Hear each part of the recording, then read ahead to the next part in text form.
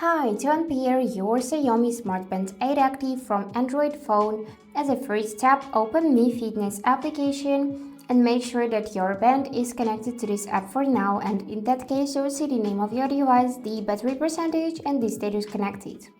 So now we have two ways how to unpair the bracelet. For that you can just simply tap this tab.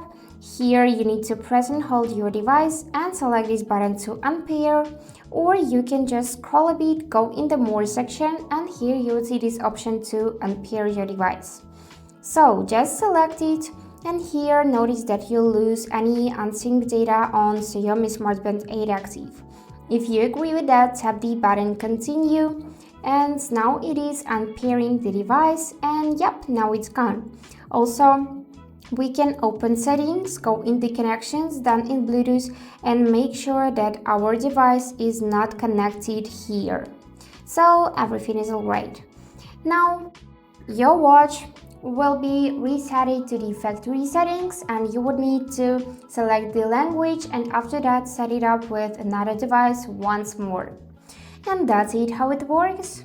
I hope this video was helpful for you, and thank you for watching.